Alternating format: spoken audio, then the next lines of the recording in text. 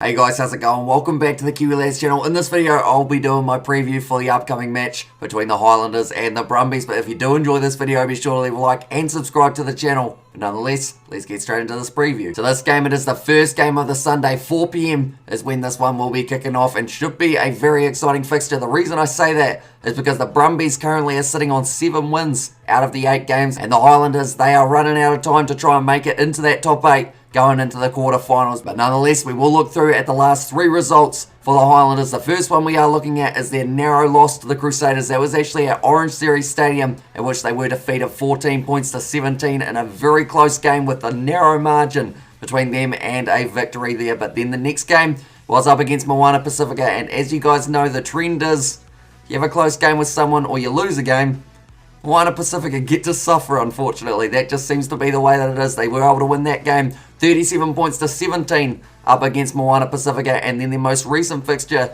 was up against the Hurricanes, where they had a narrow loss, 21 points to 22, so just missing out there on another possible 4 points, and for those games they only received the 1 point rather than the 4, which is a big difference, because with a couple more 4-pointers they could be right up there in the top 8. But now looking through at the Brumbies' most recent fixtures, they had an absolutely outstanding game up against the Western Force, in which they were able to win 39 points to 38. It just seemed like we were going to have 100 points in that game, the way that they were going early on. The next game that they did have was up against the Reds, and they were defeated in that game 21 points to 7. And that is actually the only loss the Brumbies have had throughout the season, and it was to the Reds. And it was vice versa the other way around. The only loss that the Reds have had through the season so far, other than, of course, their game very recently, was actually up against the Brumbies. So they were switching 1-1, which is why neither side was really able to be dominant in terms of those points compared to the other. Then the last game that we are looking at for them, it was up against the Fijian Drua, and they were able to get the win 33 points to 12. So the Brumbies,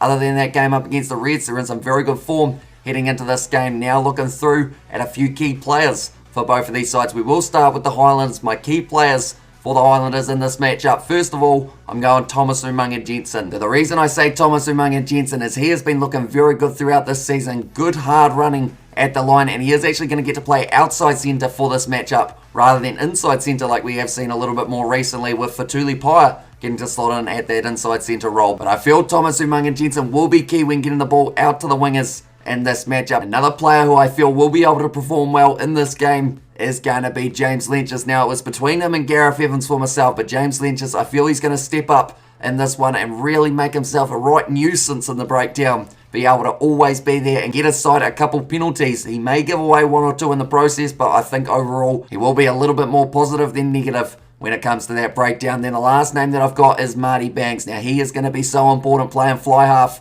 for this game up against a young number 10 in Noah Lolesio. So there's a completely different age and also experience factor for both of those fly halves. And Marty Banks recently bringing up his 50th cap for the Highlanders and also 50th for Super Rugby not too long ago. He is going to be so important, linking up with Mitch Hunt, who is playing fullback for this game, and I'm hoping that he does have a good performance there as well. Now looking through at the Brumbies. Now it is extremely hard to just pick 3 players for the Brumbies who are going to be important for them. The first player that I've gone with is Lachlan Lonergan. Number 2 for this game, they've got Folau Fainga'a off the bench, but Lachlan Lonergan for me has been looking very impressive recently, so I believe he will be continuing that form into this game up against the Highlanders, who do like themselves a rolling maul of their own. So it will be a bit of a battle there between Lonergan and also Coltman. But now looking through at the next name that I have got, I could have easily gone with the loose forward, but for this one I've actually gone with the man behind the loose forwards, and that will be Nick White. He has got a huge amount of experience compared to the youngster Folau Fakatava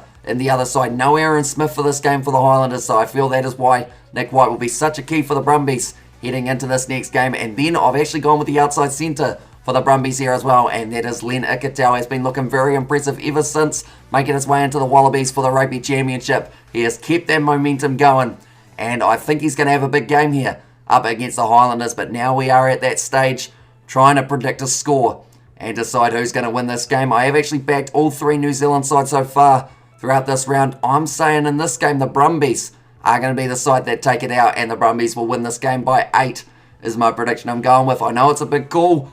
In fact, it's a huge call, but that is what I'm going to be going with, and let's hope that I do get somewhere near close. But nonetheless, thank you all very much for tuning in. If you did enjoy, be sure to leave a like and subscribe to the channel, and I will see you all for the next one.